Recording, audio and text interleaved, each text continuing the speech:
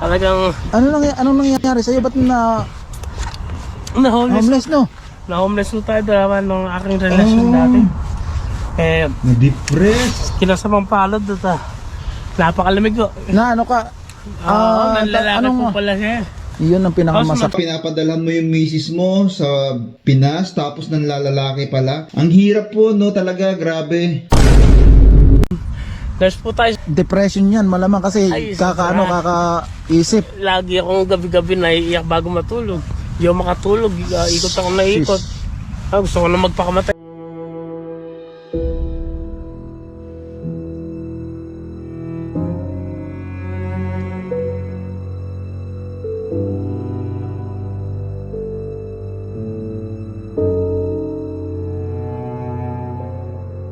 Ano pa yung ano mo? Sarili Wala pa yung ano? Anong pinagkakalat? Hindi ko pinagkakalat. Totoong may TikTok ka, Edward.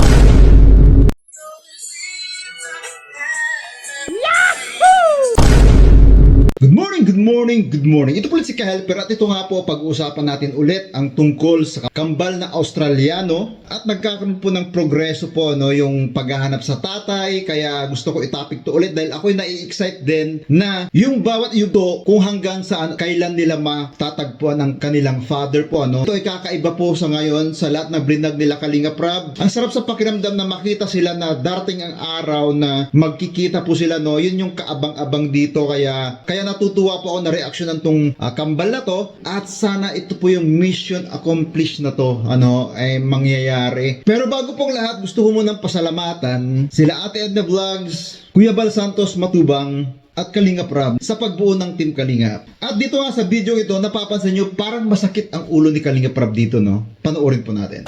So, ayan, Edward. Kaya pala sumasakit ang ulo ni Kalinga Prab eh. Hindi siya makatama kung sino si Edwin at Edward sa kanilang dalawa eh. Si Kalinga Prab naka part 4 na, hindi pa rin niya matsambahan kung sino si Edwin at si Edward. Kaya sumasakit ulo ni Kalinga Prab no? Biyag talaga ako natama, guys. Edwin. Ayan. Nakakatuwa at talagang namasukan pala kayo para makapag-aral dun, ano? Apo.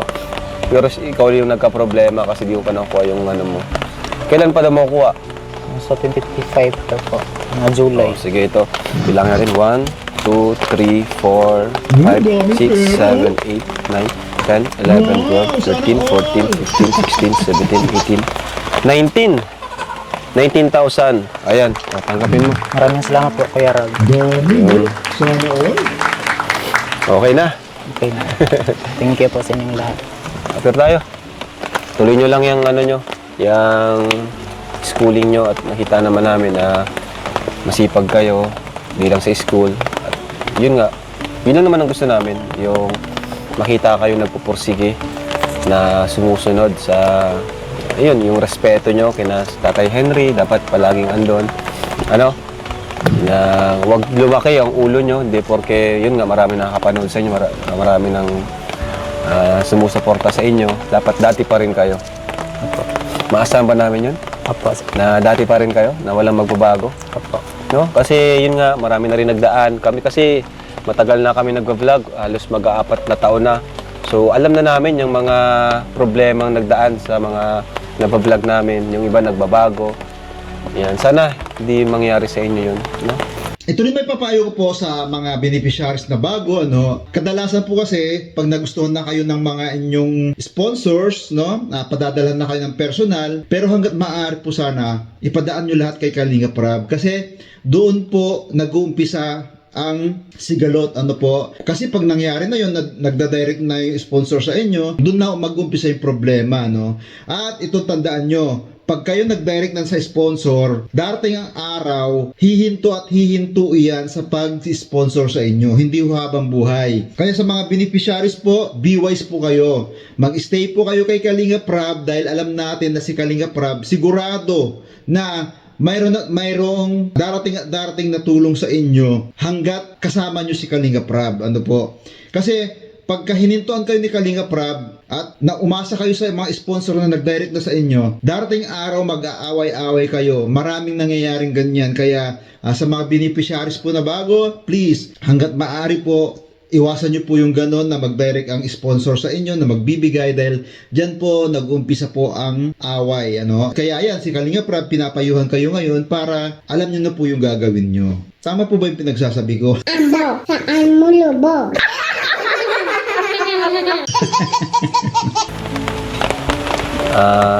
Ano masasabi mo doon? Ano masasabi niyo doon? Yung iba kasi after na ma-vlog namin sumikat, tapos yun, umalis sa Kalingap, nagbago. Kayo, ano masasabi niyo doon? Wala silang wala silang utang na loob sa inyo po. Pero ikaw, ano yung sa'yo, sa sarili mo? Anong plano mo? Sa akin lang po, hindi po ako magbabago po. Ikaw ano? Kung anong galing mo sa una, dapat yun din sa panghuli po. Ayan, ako naman, ang maidadagdag ko po dyan, halimbawa, kayo po ng mga beneficiaries at ayaw nyo na talaga magpa-vlog, pero sana, hindi natin makikita o maririnig na binablog na kayo ng iba, kasi doon nagkakaroon na naman ng issue. So, yun po ang iwasan nyo lagi. Yun po yung iniiwasan natin ngayon. Iniiwasan ni Kalinga Prab yun. Kaya pinapaalalahanan kayo. Kung ayaw nyo na, sabihin nyo lang, walang problema po dyan. So, yan, sana nga, no? Kasi para, yun, ano na tayo, forever family. Diba, one Kalingap, one family. Ayan. So, may tatawagan pala ako ngayon na makakatulong sa inyo para mas maging posible yung pagkikita nyo ng inyong papa, no? Wow! Magkikita na sila agad! Yes! Thank you, Lord! Success! Answer prayer, Lord! Ang corny na.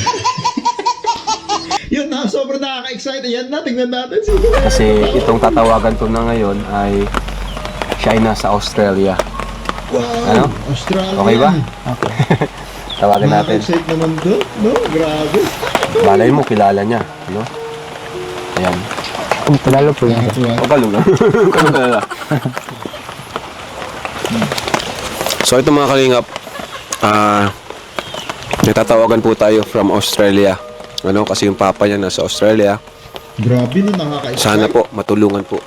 So yung dalawa, magkapatid na makita ang kanilang matagal nang hinahanap na tatay. Tawagan po natin. Hello? Hello, mother? So yun.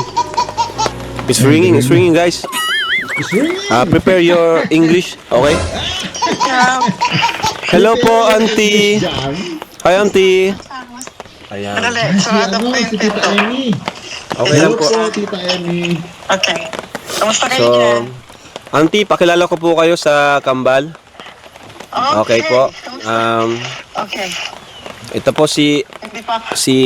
Edwin and si Edward. Ayan po, oh. Hello po, kamusta Hello, po? Edwin. Kamusta po kayo? Hello po. Yung isa dito. Hello, Edward. Sino si Edwin? Ikaw, Sino si dito. Edward? Ako po. Ako si Ayan. Edward. Parehong Si Edwin. Edwin. Si Edward po. Si Edwin? Wala pong pagkakaiba, ano? Ayan. Hindi ko makakilala. Ilang beses na pinanood yung Oo. video nyo. Bro, siya yung tita ko. Kapatid siya ni Papa, Kuya Bal. Ano? So, ayan. Tita, ano po ba yung ma-advise mo, tita, para makita po natin? Mabuti yung mabuti yung hakbang na ginawa natin na dumiretso tayo sa Philippine Consulate dahil sila mismo nakakaalam kung paano natin anong next step. So, pwede natin, meron akong photo ng mama mo, yung old photo na kuha ko sa video meron akong 4 na old photo. Grabe si tita. Galing ah. Ng papa ng mama mo nung na kailangan ng Australian Embassy sa Manila. So, ako ang gagawa ng sulat, papipirmahan mo sa mama mo. Ang gagawin ko ng Tagalog, nakakaintindi siya Tagalog o Bisaya lang? Tagalog po. Tagalog po. Nakakaintindi po sila. Grabe no, tama, eksakto. Embassy. Doon pumahagilap ang father nila sa embassy. Isa yun hakbang para matuntun ang father sa embassy, Sakto. sakto. Ang galing ni tita. Tama po yung naisip nyo, tita. Embassy. Tapos, di ba nag-meet sila noon dito kung saan saan ba yun? Pampanga. Sana ho mapabilis ang proseso, no? Nakaka-excite naman makita itong magkita-kita, no? Biro nyo, 20 years. Nangungulila sila isa-isa't isa. Wow, grabe to. Thank you, tita. Yes, nakaka-excite tuloy, no? Na-excite ako. Sir, grabe. Kinikilig ako. Alam mo yung excite na kinikilig ko. Ay, dahil rin gano'n, Tagalogin natin kasi sa embassy may mga Tagalog doon. So, gagawa ako ng draft na statement na sabihin ko po, ako ay yung sulat galing sa mama niyo. Tapos, dala niyo sa kanya, pinirmahan niya. Tapos, tapos pwede din ako ang mag-compile. Ako mag-compile ng sulat niya, tapos sulat sa embassy. Pwede ako magpadala kasi meron akong kopya ng photo. Kailangan ko lang yung perma ng mama. Okay po, okay po. Birth certificate, papadala ko agad diretso sa Australian Embassy sa Manila. Tita, alam nyo na po ba, tita, yung pangalan po ng kanyang papa? Hindi po. Brian Garnet. Tapos, meron ako nakita Brian Garnet sa FB. Sinulatan ko, hindi ko magulo. Ganyan nyo lang nalaman yun? Sinisipon ako. Sobrang excited. Grabe. Hindi alam?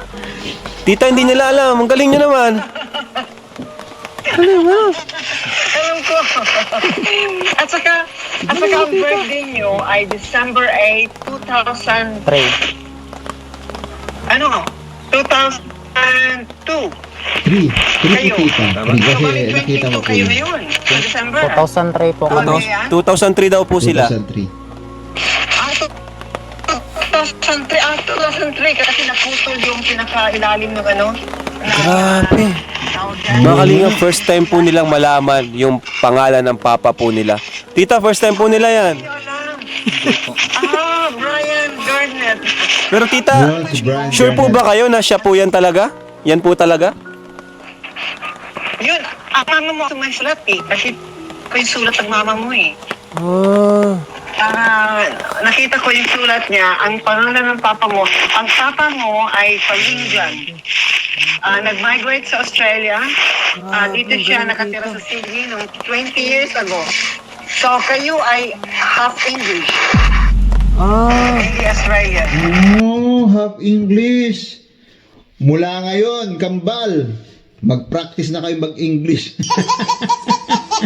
Para pagdating ng papa nyo, nagkita kayo, yes, father, how you doing, my father? Mga ganon.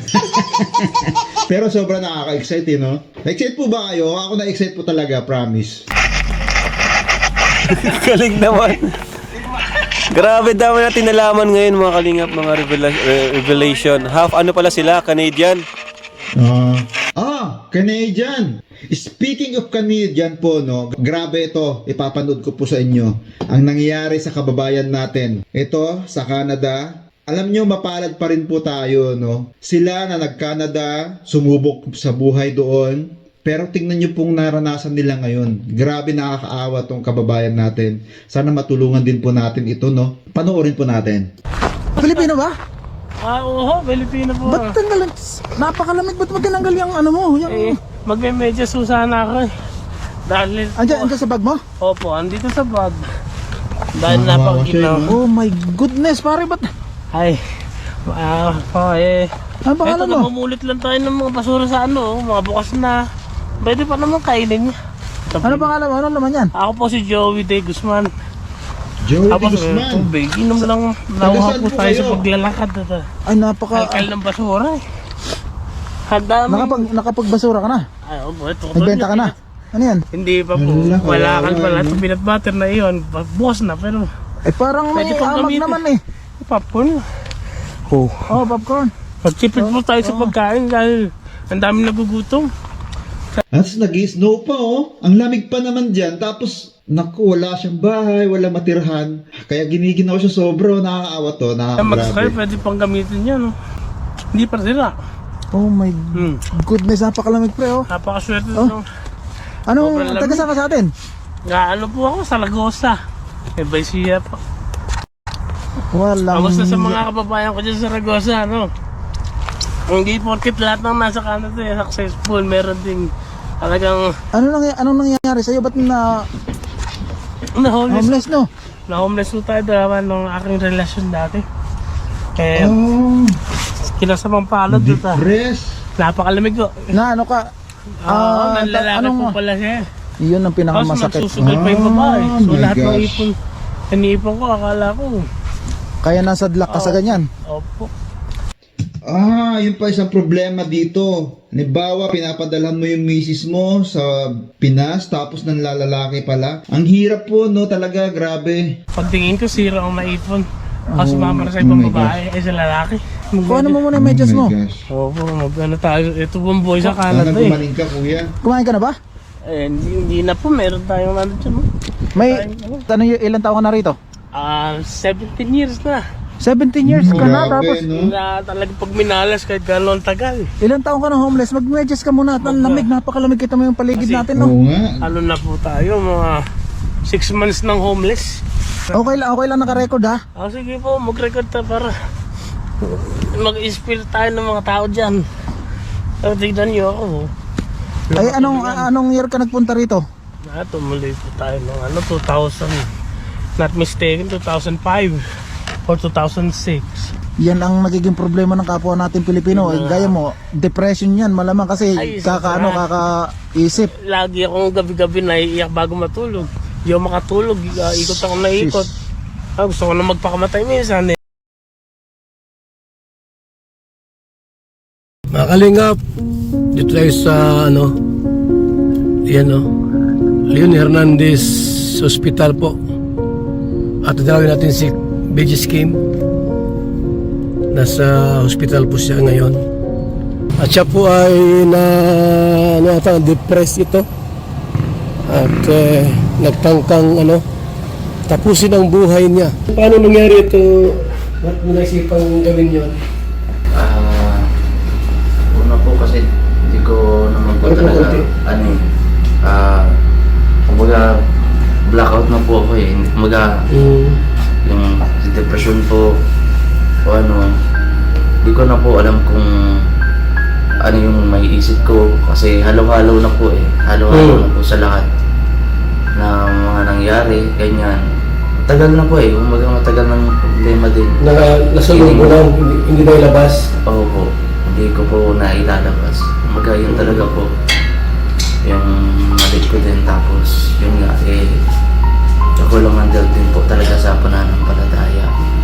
Dumating ba sa punto na parang nag-blackout ka, yung isip mo? Wala na po akong maisip eh. Kumbaga kahit advice siguro ng iba, hindi ko na pakikinggan kasi wala na po eh. Talagang pag nasa stage ka na po ng gano'n na depressed ka na ng sobra, yun na lang po yung maisip mong excuse o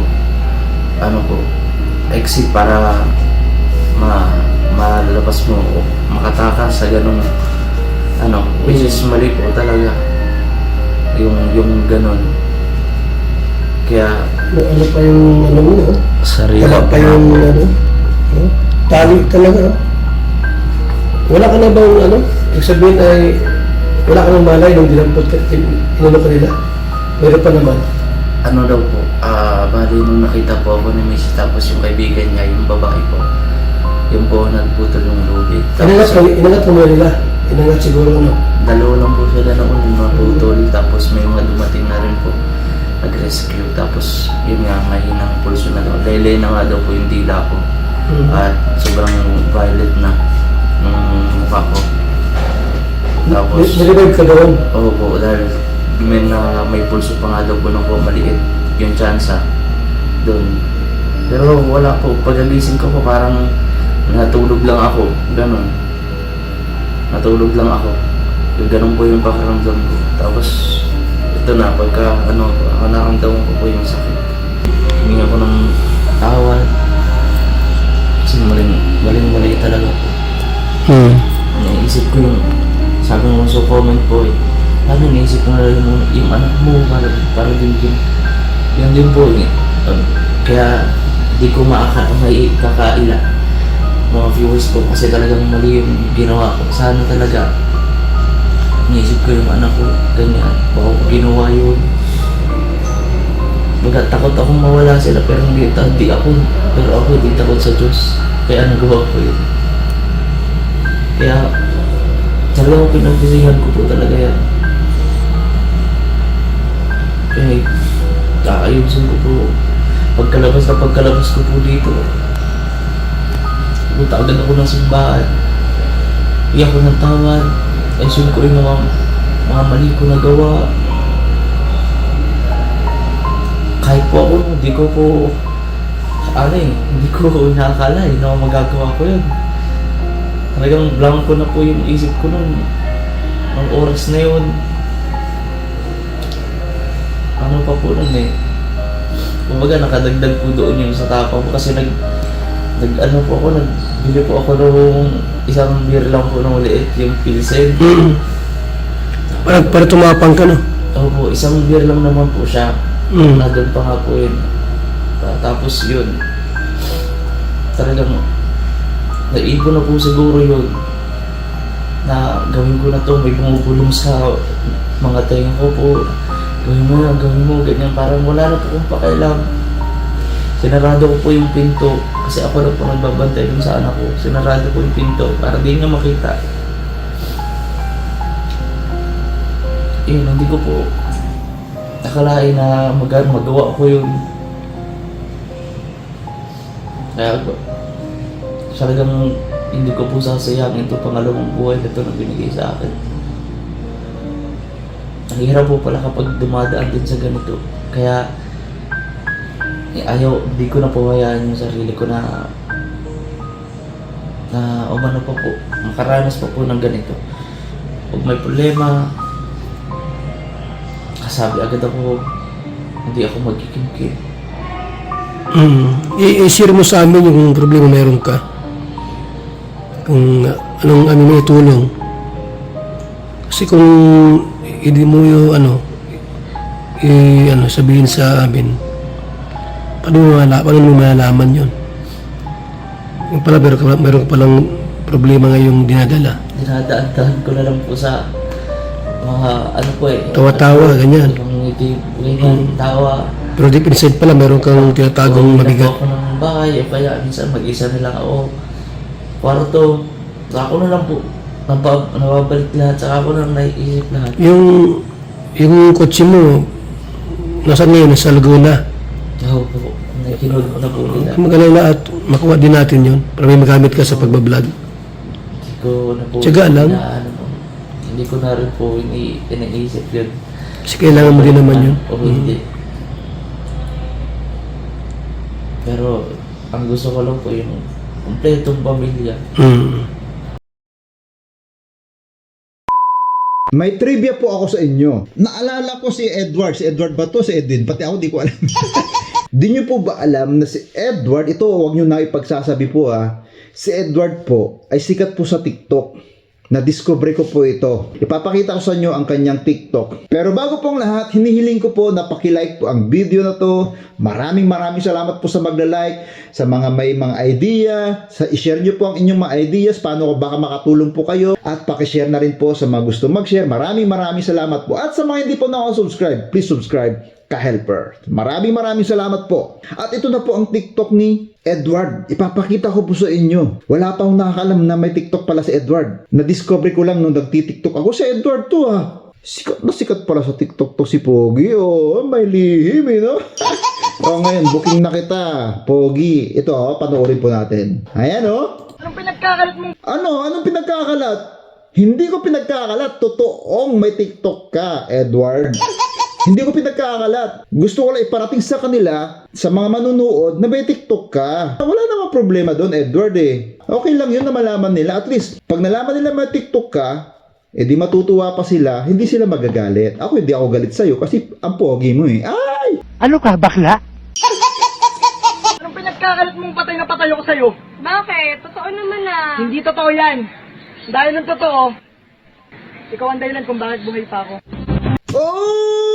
Di ba? Ang galing-galing ni Edward, Ako din. Ikaw rin dahilan kung bakit buhay pa ako. Grabe si Edward ha, sikat na sikat ka pala sa TikTok ha. Oh, ha? Kalinga Prab, sikat pala sa TikTok si Edward oh.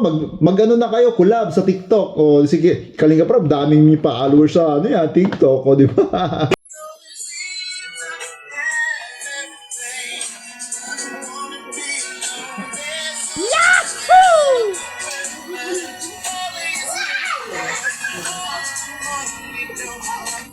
Gusto kong i-shoutout at pasalamatan si Ate Sur. Haha, kaloka ka. Ba't kaloka ako? At shoutout po kay Ma'am Marie Tacarmen at kay Sir Conrado Liva. Galing mo talaga mag-reaction ka helper, ang saya-saya. Oh, salamat po. Salamat po. Na-appreciate nyo po yung aking pagre-reaction. Thank you so much. At shoutout po kay Ma'am Delia Ignacio. Ang galing ni ka-helper magpatawa. Ay, grabe. Salamat po. Ang saya niya mag-reaction. Ay, salamat po talaga. Na-appreciate nyo po yung paano ako way mag-react. Ay, ako po ito na po yung normal ko po. No? Joker kung dapat mag-joke. At seryoso naman kung dapat mag-seryoso. Yun po si ka-helper. Charles Belmes, shoutout po. Ma'am Cora Ilagan, shoutout po. At sa lahat po na sumusuporta sa channel na to, maraming salamat po. God bless everyone. See you later.